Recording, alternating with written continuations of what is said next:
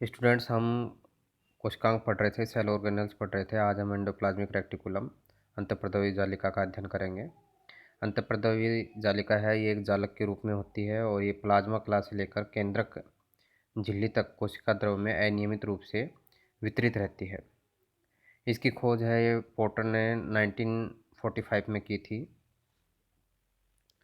अगर इसकी हम बात करें कि ये कहाँ पाई जाती है या कौन सी कोशिकाओं में पाई जाती है, तो ये प्रोकैरियोटिक कोशिकाओं में ये नहीं पाई जाती है, अनुपस्थित होती है। इसके अलावा सभी यूकैरियोटिक कोशिकाओं में पाई जाए यह भी आवश्यक नहीं है। कुछ यूकैरियोटिक कोशिकाएं जैसे कि लाल रक्त कणिकाएं हैं, RBC, egg cell, embryonic cell है, इनके अंदर अनुपस्थित होती है। इसके अलावा स्पर्मेटोसाइट्स में ये बहुत ही कम मात्रा में पाई जाती है। ये प्रोटीन संश्लेषण से संबंधित जो कोशिकाएं होती हैं, जैसे पैनक्रियाज है, एंडोक्राइन ग्लैंड हैं, इनके अंदर ये बहुत अधिक विकसित होती है। इसकी स्ट्रक्चर की अगर हम बात करें, तो जैसा कि हम डायग्राम में देख सकते हैं कि ये इकाई झिल्ली से बनी हुई 3 प्रकार की रचनाएं, जिन्हें हम सिस्टर्नी, वेसिकल्स और ट्यूब्यूल्स कहते हैं, इनके रूप में ये पाई जाती हैं। और ये सभी इन सभी की जो इकाई कला है वो 50 टू 60 एंगस्ट्रॉम मोटी होती है और जो हमारी प्लाज्मा मेम्ब्रेन होती है उसके समान ही इसका केमिकल कंपोजिशन होता है, जो कि लिपिड प्रोटीन से बनी हुई होती है। सबसे पहले हम देखें सिस्टर्नी। सिस्टर्नी की बात करें तो सिस्टर्नी है, ये अंतःप्रद्रवी जालिका में लंबी, चपटी, थैले समान अशाखित नलिकाओं के रूप में होती हैं और ये पैरेलल होती हैं, एक दूसरे के समानांतर पंक्तियों में समूह बनाते हुए उपस्थित पाई जाती हैं। सामान्यतः केंद्र के चारों ओर हम इन्हें समानांतर पंक्तियों में देख सकते हैं। इनके डायमीटर की बात करें तो इनका डायमीटर है ये 40 टू 50 एंगस्ट्रॉम होता है और ये प्रोटीन संश्लेषण करने वाली जो कोशिकाएं होती हैं उनके अंदर ये अधिक मात्रा में पाई जाती हैं। जैसे कि हम बोल सकते हैं जो पैनक्रियास सेल है, लीवर है, नोटोकॉर्ड है, ब्रेन है, एंडोक्राइन ग्लैंड है, इन सेल्स में ये सिस्टर्नी है, ये अधिक मात्रा में पाई जाती है। सेकंड है वेसिकल्स।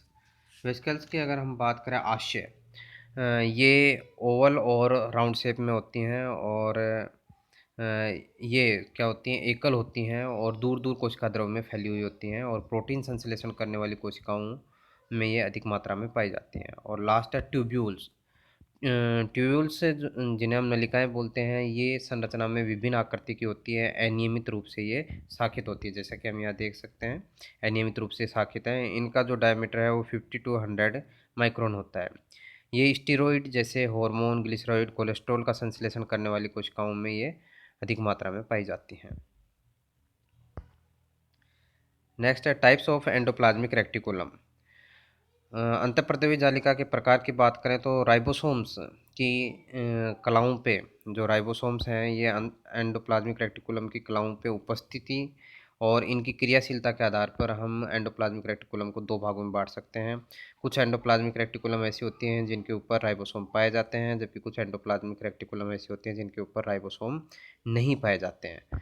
तो इस आधार पे हम 2 भागों में बांट सकते हैं। फर्स्ट है रफ सरफेस्ड एंडोप्लाज्मिक रेक्टिकुलम या ग्रेनुलर सरफेस्ड एंडोप्लाज्मिक रेक्टिकुलम, जिसे हम कणिका में या रुक्ष सतहयुक्त अंतःप्रद्रवी जालिका भी बोलते हैं। इस प्रकार की अंतःप्रद्रवी जालिका की कला पर हम देखेंगे राइबोसोम के कण उपस्थित होते हैं, जो कि 100 टू 150 एंगस्ट्रॉम डायमीटर के बहुत सारे कण इस पे उपस्थित होते हैं, जिसकी वजह से ये अंतःप्रद्रवी जालिका है, ये कैसी दिखाई देती है, रफ दिखाई देती है या खुरदरी हमें प्रतीत होती है। इन कोशिकाओं की अंतःप्रद्रवी जालिका में सिस्टर्नी क्या होती है, बहुत अधिक पाई जाती है। इस प्रकार की जो जालिका है ये प्रोटीन संश्लेषण करने वाली कोशिकाओं में पाई जाती है। जिन कोशिकाओं में प्रोटीन संश्लेषण अधिक मात्रा में होता है, जैसा कि हमने पूर्व में देखा था, उनके अंदर जो रफ सरफेस्ड एंडोप्लाज्मिक रेक्टिकुलम अधिक होंगी। कभी कभी हम देखते हैं कि जो एंडोप्लाज्मिक रेक्टिकुलम है उसके ऊपर राइबोसोम्स हैं, ये एक पंक्तिबद्ध रूप से उपस्थित होते हैं और इस स्थिति को हम क्या बोलते हैं, पोलिसोम बोलते हैं। राइबोसोम के बारे में जैसे हम जानते हैं, उसमें 2 यूनिट होती हैं, एक लार्ज सब यूनिट और एक स्मॉल सब यूनिट। तो इसमें से राइबोसोम है अपनी जो लार्ज सब यूनिट है इसके द्वारा एंडोप्लाज्मिक रेटिकुलम की कला से जुड़ा रहता है, एंडोप्लाज्मिक रेटिकुलम की मेम्ब्रेन से जुड़ा रहता है। सेकंड है स्मूथ सरफेस्ड एंडोप्लाज्मिक रेटिकुलम या एग्रेनुलर सरफेस्ड एंडोप्लाज्मिक रेटिकुलम।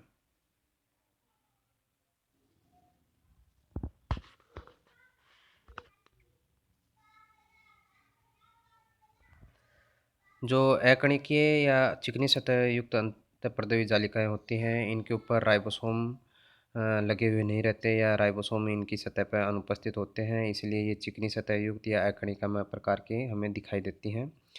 और ये मुख्यतः इनके अंदर नलिकाएं अधिक रूप से पाई जाती हैं इस प्रकार की एंडोप्लाज्मिक रेटिकुलम में।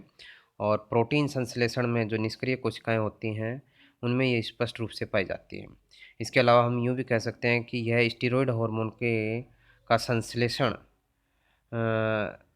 या स्टेरॉयड हार्मोन को स्रावित करने वाली जो कोशिकाएं हैं उनमें अधिक मात्रा में पाई जाती हैं, जैसे कि हम कह सकते हैं टेस्टिस है, एड्रिनल ग्लैंड की सेल्स हैं या लीवर सेल्स हैं, इनके अंदर ये क्या होती हैं अधिक मात्रा में एग्रेनुलर एंडोप्लाज्मिक रेटिकुलम पाई जाती हैं। नेक्स्ट है फंक्शंस ऑफ एंडोप्लाज्मिक रेटिकुलम। अंतःपर्दवी जालिका के कार्य की बात करें तो फर्स्ट इसका फंक्शन है मैकेनिकल सपोर्ट, यांत्रिकी आधार। जैसा कि हमने पूर्व में देखा कि अंतःपर्दवी जालिका है, ये जाल के रूप में पाई जाती है और ये केंद्रक कला से लेकर के प्लाज्मा मेम्ब्रेन तक जाल के रूप में फैली रहती है और कोशिका द्रव को विभिन्न भागों, विभिन्न कक्षों के अंदर विभाजित करते हुए ये उपस्थित होती है, एक वैक्यूलर सिस्टम बनाती है और इस प्रकार से एक कोशिका का एक कंकाल का निर्माण करके इसको क्या करती है, यांत्रिक आधार या यांत्रिक सपोर्ट, मैकेनिकल सपोर्ट प्रोवाइड करती है। सेकंड है एक्सचेंज ऑफ नेसेसरी मटेरियल्स, आवश्यक पदार्थों का विनिमय। अंतःपर्दवी जालिका जैसा कि हम जानते हैं कि ये केंद्रक झिल्ली से लेकर के जो कोशिका के कोशिका द्रव में होते हुए प्लाज्मा कला से आपस में संपर्क में रहती है और इस प्रकार से एक केंद्रक कला से लेकर प्लाज्मा कला तक एक नली के जाल नलिकाओं के जाल के रूप में बिछी रहती है और इस प्रकार से जो आवश्यक पदार्थ जो होते हैं उनको एक स्थान से दूसरे स्थान पर एक्सचेंज करने में सहायता प्रदान करती है। इसमें कुछ वाहक या जो कैरियर्स की आवश्यकता होती है वो भी इसमें सहायता प्रदान करते हैं। थर्ड है इंट्रासेलुलर कंडक्शन। जो एंडोप्लाज्मिक रेटिकुलम है इसकी जो मेम्ब्रेन है उसकी मेम्ब्रेन की जो बाह्य और आंतरिक सतह है उस पर एक कंसंट्रेशन ग्रेडियंट और इलेक्ट्रिकल पोटेंशियल उत्पन्न होता है, जिससे कि अनेक आयन, जैसे कि हम बात करें कैल्शियम आयन है, इसका क्या होता है कंडक्शन होता है। जैसा कि हम देख सकते हैं जो पेशी कोशिकाएं होती हैं, पेशी कोशिकाओं में तंत्रिका आवेग के संचारित होने पर कैल्शियम की सांद्रता शीघ्रता से बढ़ जाती है और इनमें संकुचन की क्रिया प्रारंभ हो जाती है। नेक्स्ट है मेटाबॉलिक एक्टिविटीज़। ये ग्लाइकोजन व वसा अम्लों के उपापचय के एंजाइम युक्त होती हैं, अतः इनके उपापचय में ये सहायक होती हैं।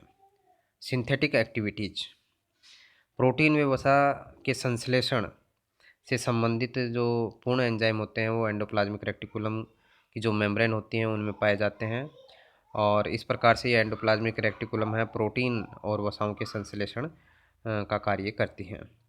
और नेक्स्ट है formation of other membranous structure of cell, कोशिका की अन्य कलायुक्त संरचनाओं का निर्माण। इसके अंदर हम देखेंगे कि जैसे कि हम जानते हैं जैसे कोशिका विभाजन प्रारंभ होता है उसके साथ ही क्या हो जाता है, केंद्रक का जो आवरण है न्यूक्लियर मेम्ब्रेन है वो छोटे छोटे वेसिकल्स में विघटित हो जाती है और मेटाफेज जो अवस्था होती है उसके अंदर ये ध्रुवों की तरफ जाना प्रारंभ कर देते हैं और लास्ट में हम देखेंगे कि जो टीलोफेज जो अवस्था है उसके अंदर हम देखेंगे कि वेसिकल्स और एंडोप्लाज्मिक रेटिकुलम के अवयव हैं ये गुणसूत्र के चारों तरफ, जैसा कि हम यहाँ देख सकते हैं ये क्रोमोसोम है और धीरे धीरे जो न्यूक्लियर मेम्ब्रेन थे उसके वेसिकल्स और जो एंडोप्लाज्मिक रेटिकुलम्स के जो कंपोनेंट हैं वो क्या करते हैं, इस क्रोमोसोम्स को चारों तरफ से घेरना प्रारंभ करते हैं और आपस में समेकित होकर के क्या निर्माण कर लेते हैं, पूरी की पूरी न्यूक्लियर मेम्ब्रेन का निर्माण कर लेते हैं।